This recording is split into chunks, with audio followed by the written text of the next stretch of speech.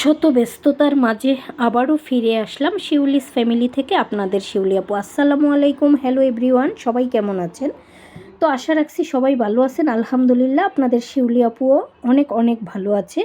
তো আজকে মূল ভিডিওতে যাওয়া যাক। এখানে আজকে একটা ঝোল রান্না করব। তো কী মাছ দিয়ে ঝোলটা রান্না করব সেটাই দেখাচ্ছি। এই যে দেখেন, নদীর একদম টাটকা ভাটা মাছ কেটে ধুয়ে নিছি। এখন হচ্ছে তরকারিটা রান্না করতে হবে। কড়াইতে তেল দিয়ে দিলাম পরিমাণ মতো। আর এখন হচ্ছে সেই তেল একটু গরম হয়ে গেছে, তারপরে দিয়ে দিব এখানে পেঁয়াজ কুচি। তো পেঁয়াজ কুচি দিয়ে দিলাম, দিয়ে পেঁয়াজটাকে হালকা একটু নেড়েচেড়ে ভেজে নিতেছি, তারপর মশলা অ্যাড করব। তো প্রথমে অল্প করে আদা রসুন বাটা দিয়ে দিলাম, দিয়ে তেলের সাথে একটু জাল করে নিতেছি, তাইলে কাঁচা যেই গন্ধটা থাকে রসুনের আদার সেই গন্ধটা চলে যায় আর কি। তারপরে দিয়ে দিলাম পরিমাণ মতো হলুদের গুঁড়া। এখন আমি দিয়ে দিব পরিমাণ মতো মরিচের গুঁড়া। আর আজকে দেখতেই পাচ্ছেন বড় কড়াইতে রান্না করতেছি, কারণ হচ্ছে বাসায় অনেক অনেক মানুষ, লোকজন বলতে ওই যে আলহামদুলিল্লাহ ফ্যামিলির সবাই, মানে আমার শ্বশুরবাড়ির সবাই এখন আমার বাসায়। তারপরে ধনিয়ার গুঁড়া দিয়ে দিলাম, মরিচের গুঁড়া, সব কিছু দিয়ে একটু পানি দিয়ে জাল করে নিলাম। তো দেখতেই পাচ্ছেন তেলটা বেশি উঠছে। আর এখন দিয়ে দিলাম সবজি, এখানে কেটে রাখা আলু আর সিম দিয়ে দিলাম। তো এই সবজিগুলো আমার শাশুড়ি কেটে দিছে। এখন হচ্ছে সেই মশলার মধ্যে সিম আলু দিয়ে নেড়েচেড়ে মিশিয়ে নিতেছি। তারপরে অন্য চুলায় চলে গেলাম, ওই যে মাছ ভাজতে হবে, তেল আগেই দিয়ে দিলাম, গরম হয়ে গেছে। এখন হলুদ মরিচ লবণ দিয়ে মাছটাকে কিছুক্ষণ মেখে রাখছি, আর এখন সেই মাছগুলো ভেজে নিব।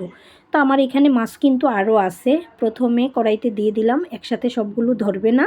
তো এগুলো উল্টিয়ে পাল্টিয়ে ভেজে তারপরে আবার বাকিগুলো দিতে হবে আর কি। মানুষ যেহেতু বেশি, তাই মাছের পরিমাণও আমার বেশি দিয়েই তরকারি রান্না করতে হবে। আলহামদুলিল্লাহ আমার ঘরটা এখন মনে হয় যেন একদম পরিপূর্ণ। সবাই যেহেতু বাসায়, যা আছে, যায়ের মেয়ে আছে, শাশুড়ি আছে, সবাই আছে বাসায়। তারপরে এই যে দেখেন মশলার মধ্যে কিন্তু সিম আলু কষানো হয়ে যাচ্ছে।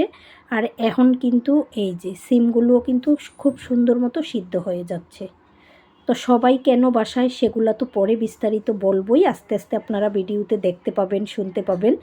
এখন হচ্ছে ফ্রোজেন করা কেটে রাখা একদম দেশি টমেটো আছে না, একটু টকটক, সেরকম টমেটো দিয়ে দিলাম।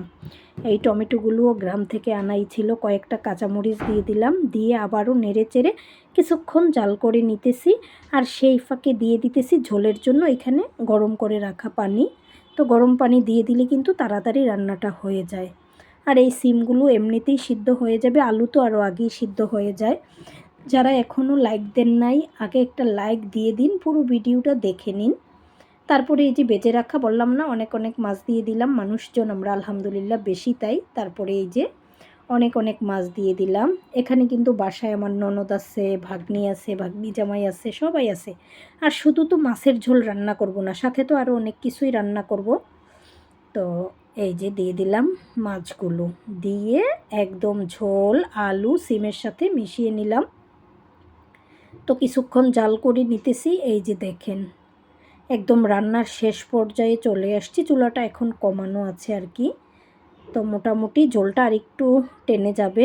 আর সেই ফাঁকে এইখানে দিয়ে দিতে হবে আমার কিছু ধনিয়া পাতা না দিলে এই সিম আলুর তরকারিটা একদম মনে হয় যেন রান্না অসম্পূর্ণ থেকে যায় আমার কাছে। কার কাছে কেমন লাগে জানি না, ধনিয়া পাতা ছাড়া একদম রান্না করতেই ভালো লাগে না।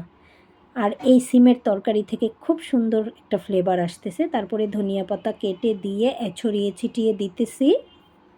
তো যারা এখনও লাইক দেন নাই, লাইক দিয়ে ভিডিওটা দেখে নিন। আর আমার আজকের রান্নাটা কেমন হয়েছে সবাই কিন্তু কমেন্ট করে জানাবেন। অবশেষে রান্নাবান্না শেষ, বাটিতে ঢেলে নিলাম। দেখতেই পাচ্ছেন সিম আলু টমেটো দিয়ে ভাটা মাছের ঝোল। তো সবাই সুস্থ থাকবেন, সুন্দর থাকবেন, শিউলিস ফ্যামিলির সাথে থাকবেন, বেশি বেশি লাইক কমেন্ট শেয়ার দিবেন। আসসালামু আলাইকুম, আল্লাহ হাফেজ।